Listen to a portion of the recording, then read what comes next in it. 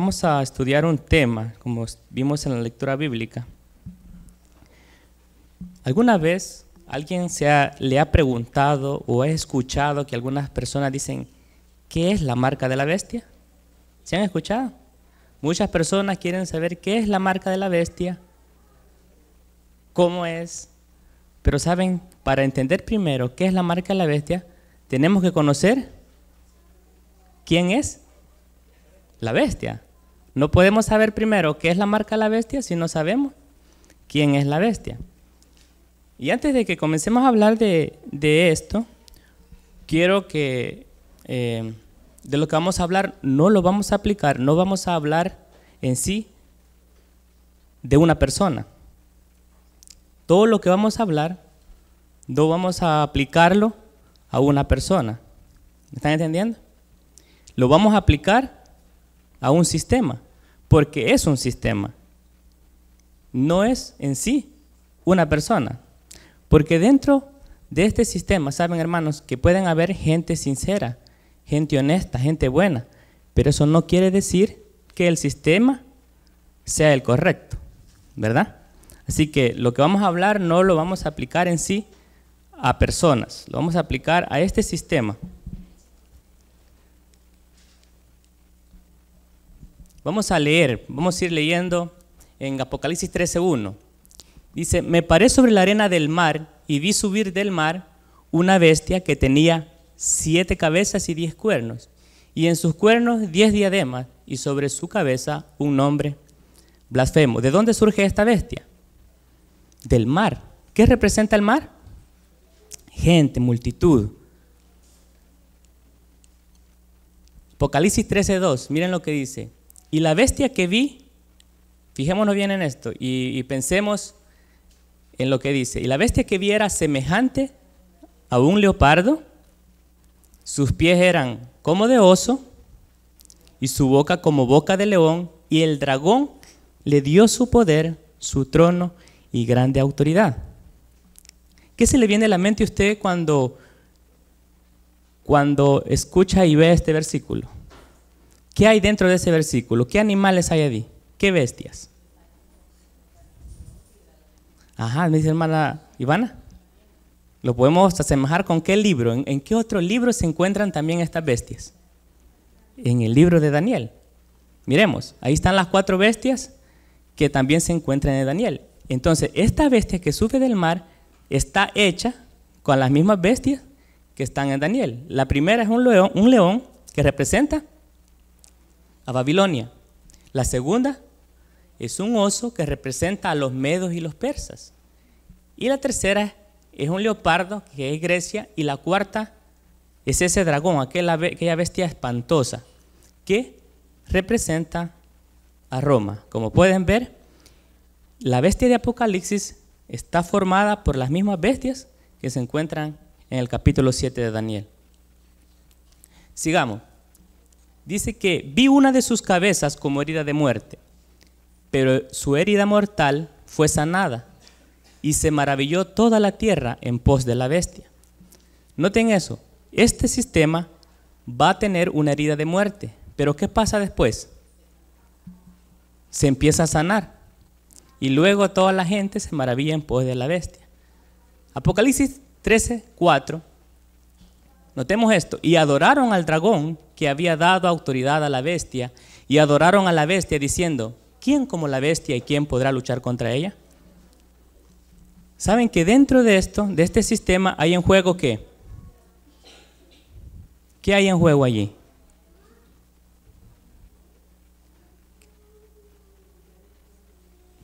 ¿Qué está en juego? ¿Qué hay en juego también? ¿Qué es lo que este sistema quiere hacer? O esta adoración.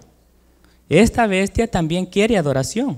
Este sistema también quiere adoración. Ese es el juego que está en esto. Apocalipsis 13:5.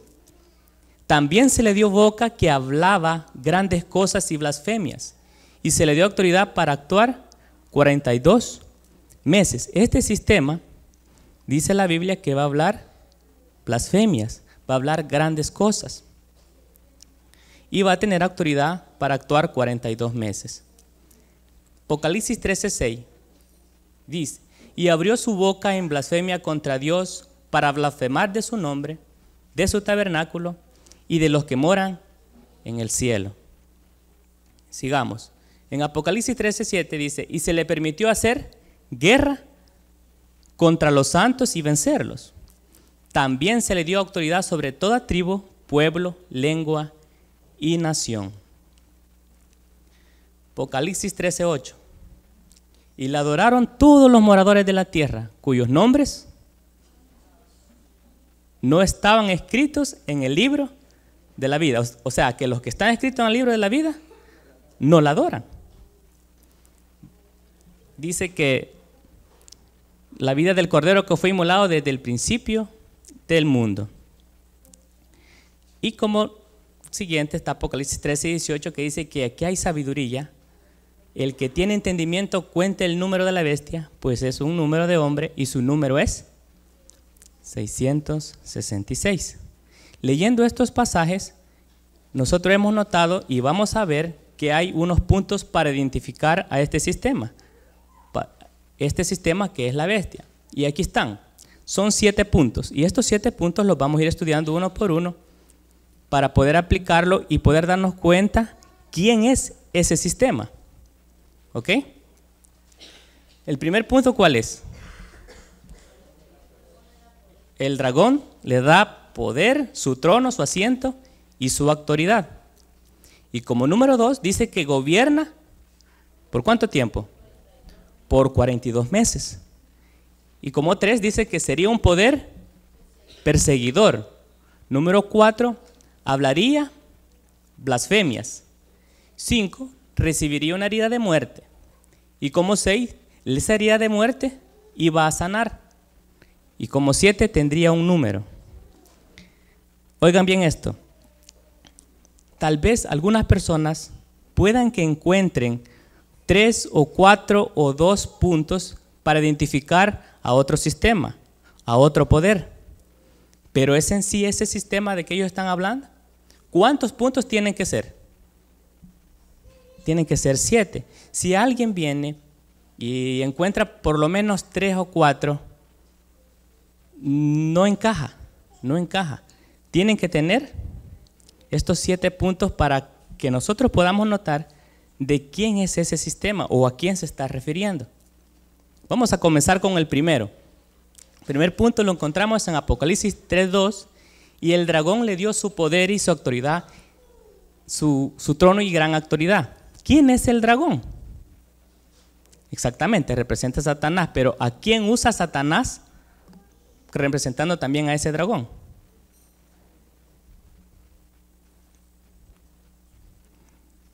Sí, es un sistema.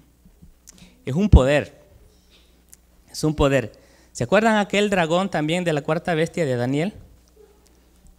Vamos a recordar eso. ¿Se acuerdan que en la cabeza de ese dragón surgen cuántos cuernos? 10. Y sobre esos, dicen aquellos días surge un cuernito pequeño que dice que habla grandes cosas, cambia la ley, hace blasfemas también. ¿Saben que ese mismo cuernito con esta bestia de Apocalipsis es el mismo sistema? Entonces, ¿pero quién es el dragón? Como dijo Samuel, era Satanás, pero saben que Satanás estaba usando en aquel tiempo aquel dragón que representaba a la Roma pagana. ¿Ok? La Roma pagana con el otro tipo de Roma son diferentes, por eso el dragón representa. Y aquí miramos dragón de Daniel 7 y el dragón de Apocalipsis también. En Apocalipsis, si leemos el capítulo de Apocalipsis, encontramos que ese dragón con el de dragón de Daniel 7 representan a la Roma pagana. Entonces, este poder, este gobierno de la Roma pagana, ¿ustedes saben cómo era gobernado? ¿Por quiénes era gobernado? ¿Quiénes eran los que sucedían uno tras otro en aquel tiempo? ¿El nombre de esa persona ustedes los conocen? No. Había un nombre que se le daba también, se le llamaban los Césares. Los césares eran los que sucedían uno tras otro en ese poder que es la Roma pagana. Miren lo que dice. El dragón, identificado claramente mediante las profecías de Daniel y Apocalipsis, como decía Samuel, es un símbolo de Satanás, pero obrando a través del imperio pagano romano. ¿Quién recibió ese poder y autoridad? Dice que el 11 de mayo del año 303, Constantino, el emperador de Roma, no quería dejar a Roma en un vacío político. Por ello le ofreció el control de la ciudad juntamente con la tesorería y el ejército a su jefe religioso. ¿Quién era? El obispo de Roma. Los papas llenaron el vacío dejado por los emperadores de Roma, heredando el paganismo, su poder, su prestigio y sus títulos. Y aquí tenemos una declaración de este profesor. Dice que el profesor de la historia de la Universidad de Roma, el profesor LaBlanca, declara: de la sucesión de los Césares surgió la sucesión de los pontífices de Roma. Como podemos notar, primero eran los Césares los que dominaban. Aquí está la primer clave de la identificación de la bestia. La autoridad de la Roma pagana se convirtió en la autoridad de la Roma papal. Tenemos el primer punto. Y como punto 2, en Apocalipsis 3:5, se le dio autoridad para actuar. ¿Cuántos meses? 42 meses. Y si ustedes quieren buscar en Ezequiel 4:6 y Números 14:34, ahí nosotros vamos a encontrar cómo nosotros entendemos qué significa un día en profecía bíblica hablando. ¿Alguien lo sabe? Un día es como un año. ¿Sí? ¿Un año? Por eso leemos allí que dice, miren lo que dice en Ezequiel 4:6, la profecía que le están dando allí dice que día por año te lo he dado. Y también los meses, según la Biblia, no son como los meses que nosotros usamos en este calendario, que hay unos meses de 31, hay un mes de 28, 29 y de 30. Según la Biblia, los meses solo tienen 30 días. ¿Ok? Entonces, allí podemos ver, para poder comparar, que se le da autoridad por 42 meses, en realidad no son meses literales. Dice 1200 días, años. Desde el 538, de allí empiezan a sucederse a darle la autoridad a la Roma papal. Y llega hasta 1798. Para poder ver de que esos años o de esos 42 meses sí se cumplieron, multiplicamos 42 meses por 30 días, nos dan 1260. Y es igual un tiempo que tiene 360 días, 2 tiempos y la mitad de un tiempo, que equivalen al mismo periodo, al mismo monto, que es de 1260 días o años, porque la Biblia nos dice que es día por año. Y como punto 3, dice que también dice, miren, Apocalipsis 13:7, y se le permitió hacer guerra contra los santos y vencerlos. ¿Ustedes creen que la iglesia en aquel tiempo, si hubiera sido solo iglesia, hubiera podido hacer esa persecución que hizo? ¿Qué necesitaba para que este sistema tuviera ese gran poder y esa gran autoridad? Exactamente, un poder civil. Porque por ese poder civil, el sistema iba a tener bajo la ley y poder tener la autoridad de hacer lo que él quería.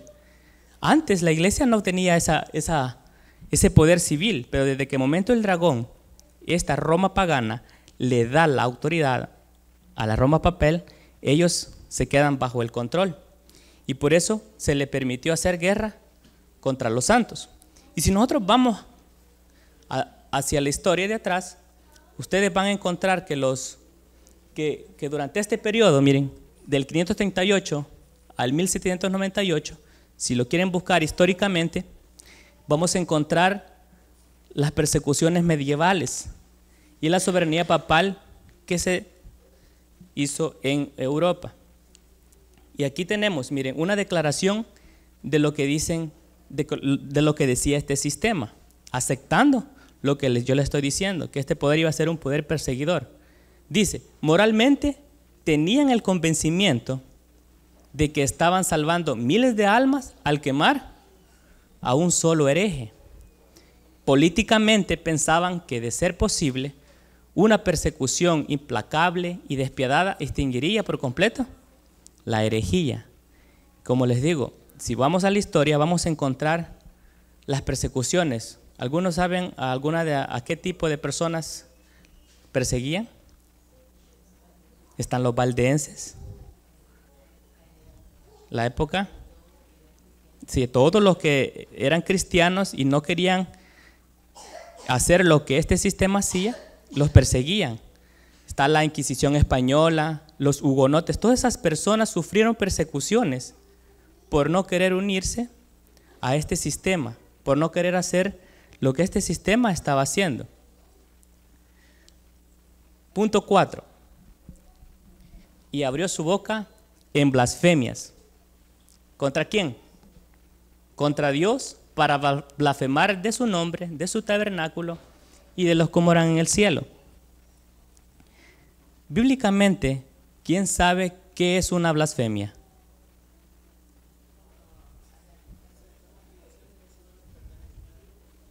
Exactamente, miren lo que dice ella. Una blasfemia, según la Biblia, es cuando alguien se atribuye que Él es Dios también. Pero hay otra más, esa es muy importante y esa es la que vamos a hablar más. Esta otra.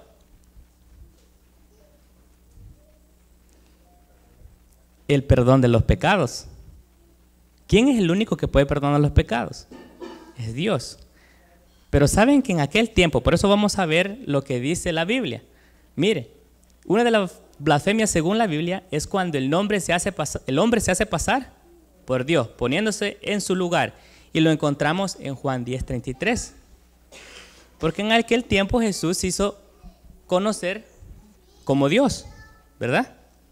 Sigamos leyendo, dice, y justamente esa arrogancia original de Lucifer de querer usurpar el lugar de Dios, en Isaías 14:3-14, luego ofreció esa blasfemia de apoderarse del lugar de Dios debidamente ¿a quién?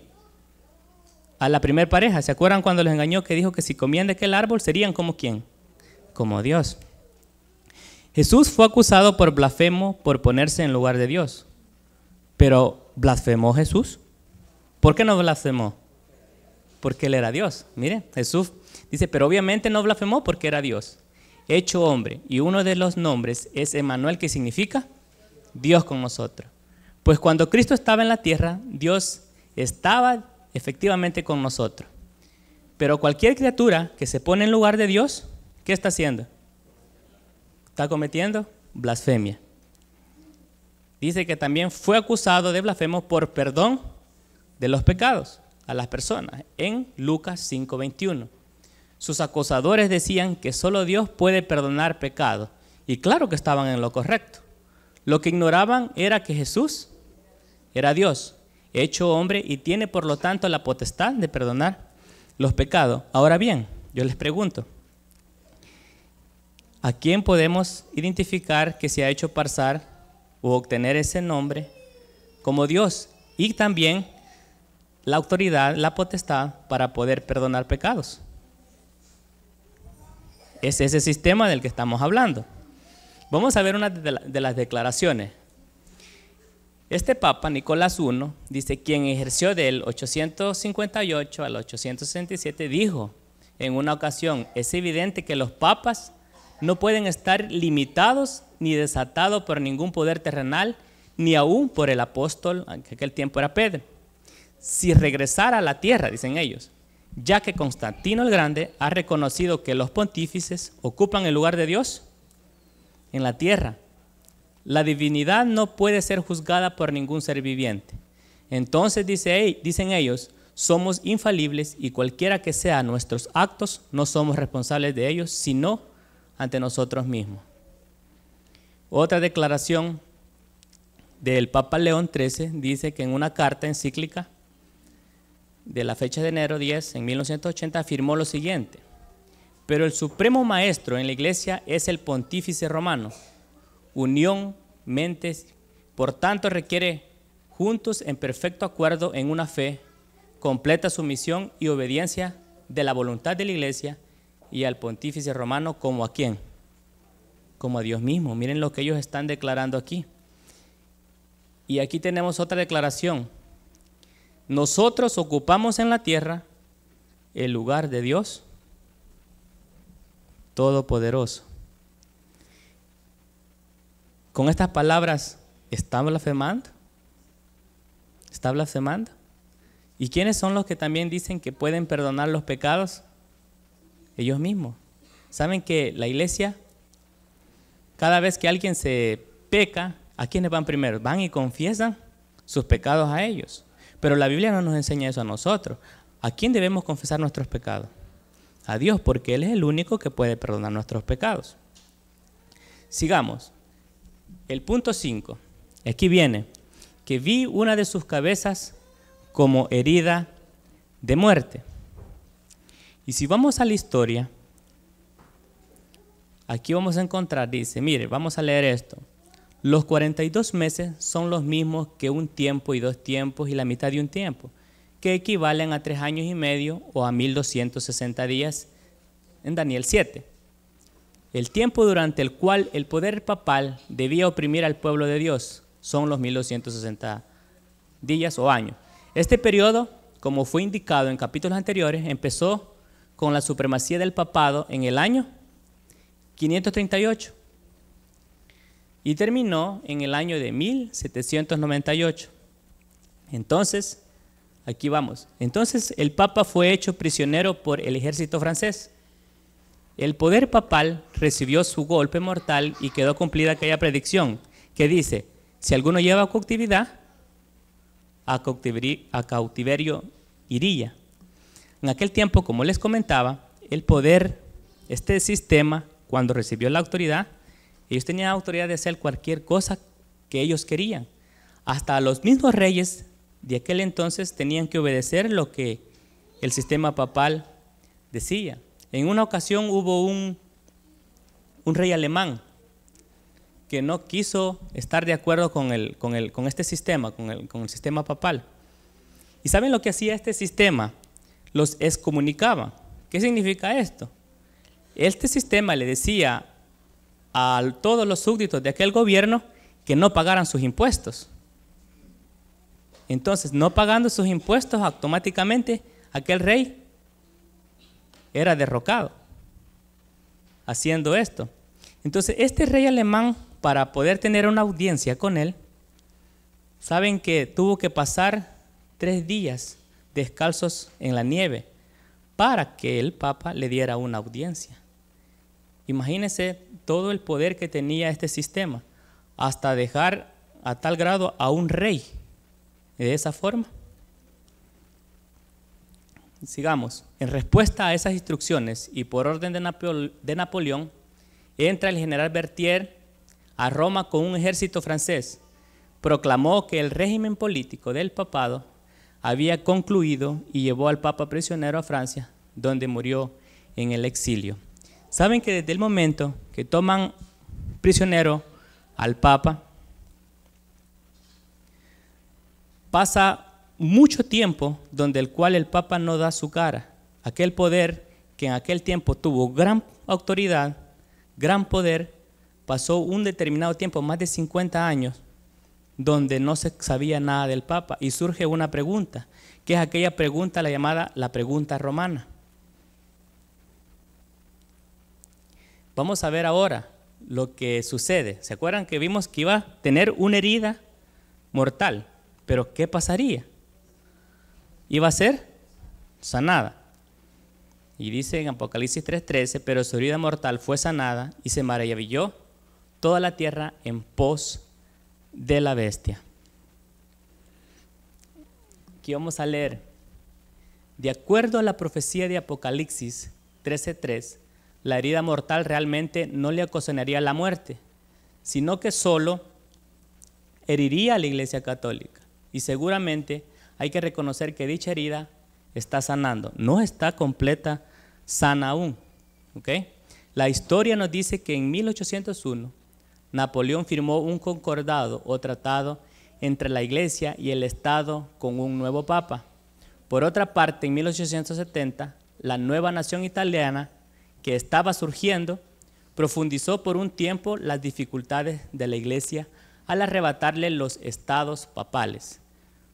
En aquel tiempo, este sistema tenía muchos espacios, muchas tierras porque gobernaba. Dice, una considerable porción de la península italiana que había sido propiedad de la Iglesia por varios siglos. Pero en 1929, miren lo que sucede. Benito Mussolini firmó un concordado que le concedió al Papa plena autoridad sobre la ciudad del Vaticano, de unas 45 hectáreas, enclavada en medio de la ciudad de Roma, y que incluye la Basílica de San Pedro. El Vaticano había colocado a Mussolini en el poder y ahora Mussolini correspondía estableciendo la Iglesia Católica Romana como la única religión en toda Italia. Como parte del arreglo, miren, donó a la Iglesia 750 millones de liras en efectivo y 1 billón en forma de bonos del Estado. Este tratado empieza a darle a este poder esa sanidad, porque aún no está completa, ¿ok? Empieza. Mire, aquí están los acuerdos de Letrán.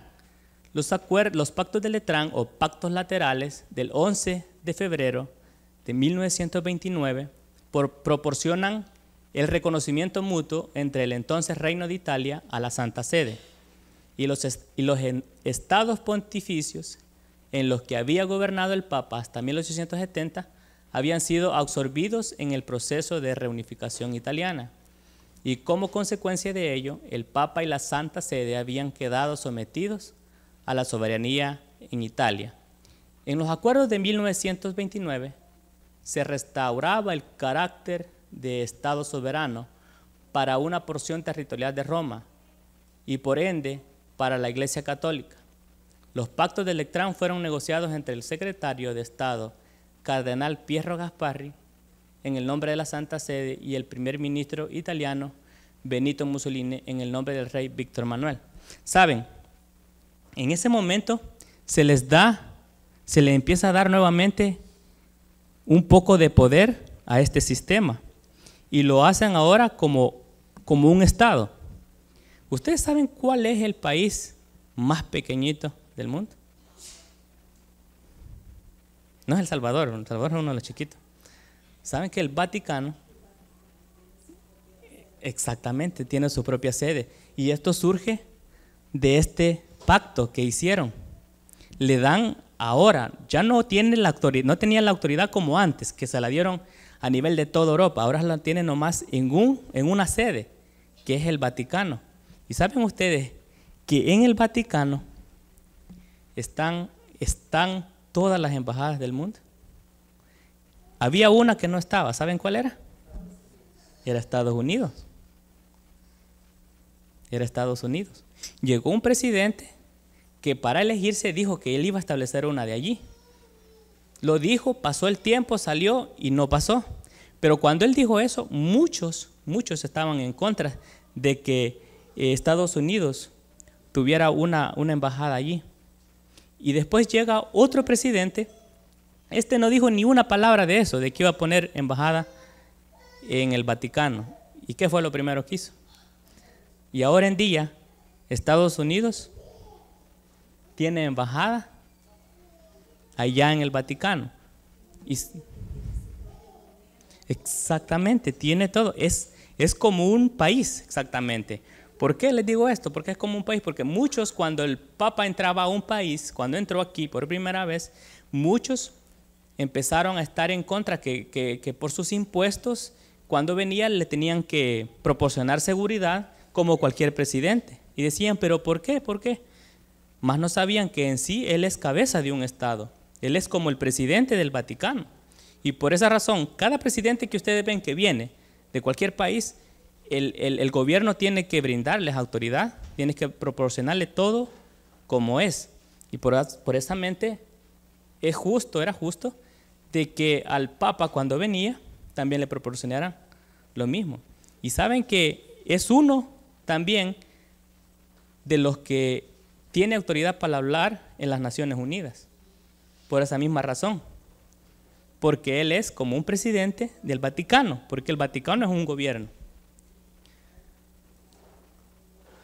Ahora vamos a ver el punto número 7. ¿Y cuál dice? Que tiene un número. Dice, y que ninguno pudiese comprar ni vender, sino el que tuviese la marca o el nombre de la bestia o el número de su nombre. Escuchen bien, nuevamente. Que ninguno pudiese comprar ni vender, sino el que tuviese la marca o el número de la bestia o el número de su ¿qué? De su nombre. Y ahora vamos a ver cuál es el nombre que se le atribuye. Vamos a leer este otro. Apocalipsis 13:18. Dice que aquí hay sabiduría. Si usted quiere ser sabio, miren lo que dice la Biblia. El que tiene entendimiento, cuente el número de la bestia, pues es un número de hombre. Y su número es 666. Y aquí vemos si es literal o simbólico. Y vamos a ver que la bestia es simbólica. La imagen es una imagen simbólica, el nombre es simbólico, el sello es simbólico y la marca es también simbólica. El título del Papa en la tierra. ¿Sabían qué es el título del Papa en la tierra? ¿Qué significa?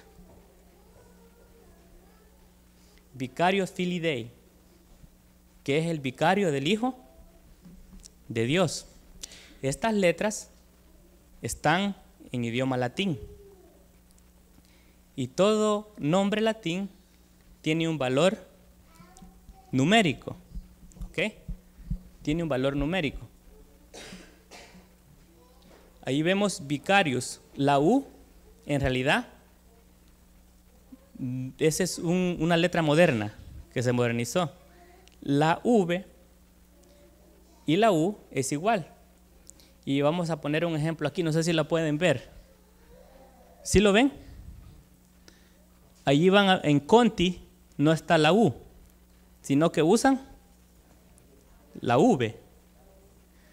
Y court, de corte o house, tampoco están usando la U. ¿Qué usan? Es la V. ¿Ok? Ahora, ya entendido esto,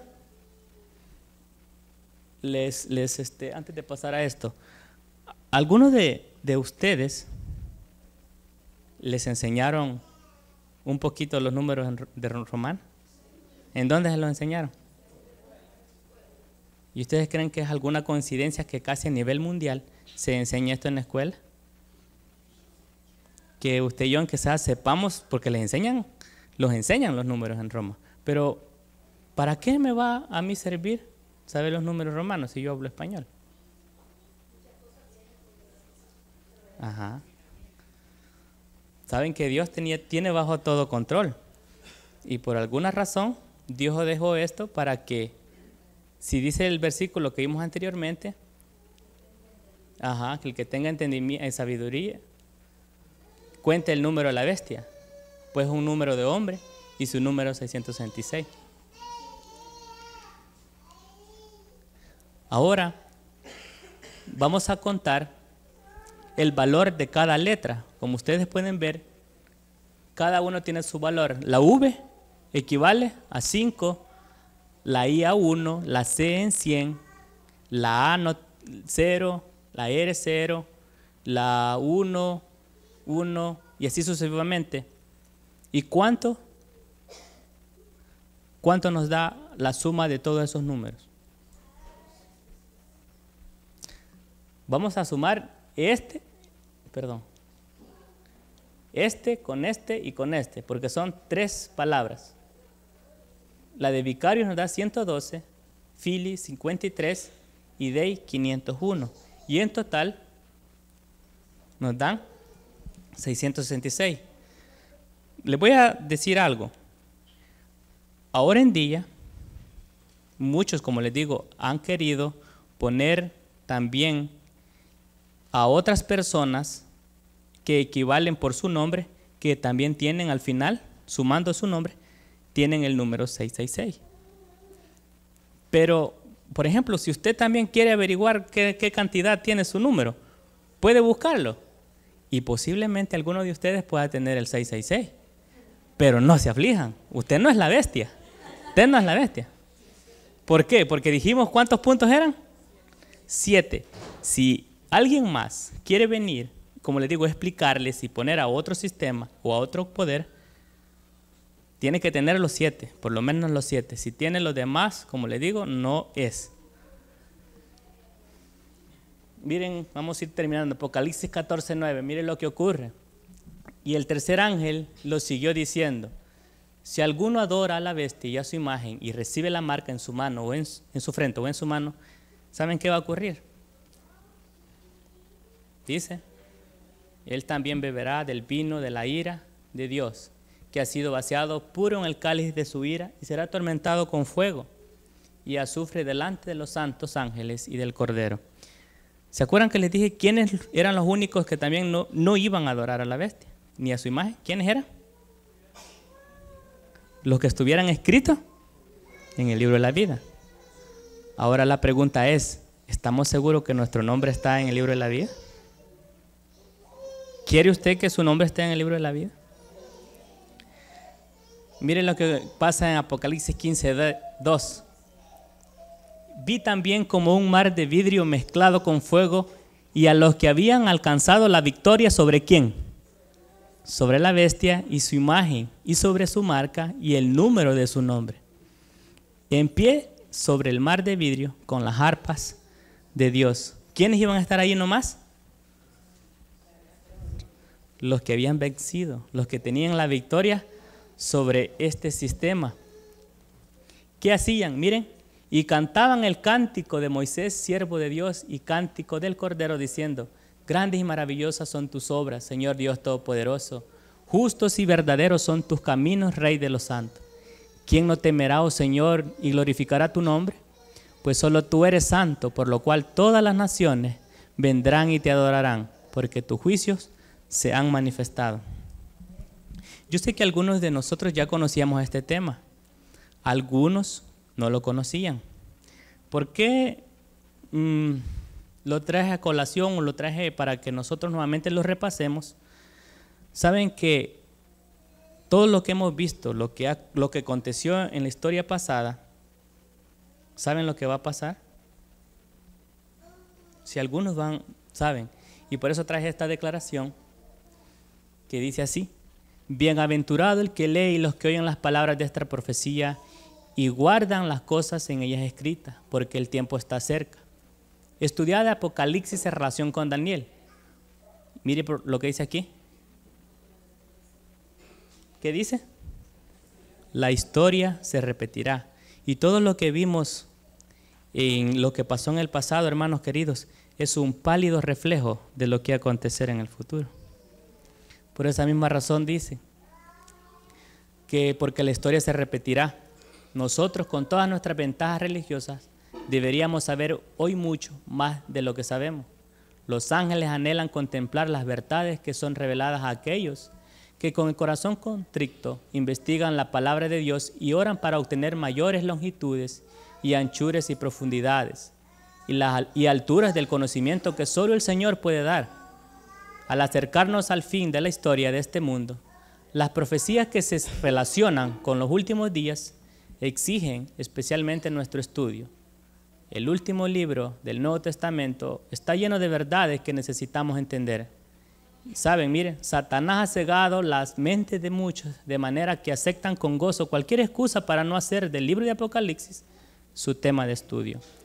Pero Cristo, por medio de su siervo Juan, ha declarado aquí lo que será en los últimos días. Y él dice: bienaventurado el que lee y los que oyen las palabras de esta profecía y guardan las cosas que en ellas están escritas. La invitación, queridos hermanos, de hoy: procuremos que nuestro nombre esté escrito en el libro de la vida, porque esos son los que van a tener la victoria y van a estar de pie en el mar de vidrio. ¿Y qué van a estar allí? Van a estar tocando. Si usted no puede tocar arpa, allá va a poder tocar arpa. Si usted no puede cantar bien, allá va a poder cantar bien, para poder darle honra y gloria al Dios de reyes y el Señor de señores. Que el Señor les bendiga, queridos hermanos.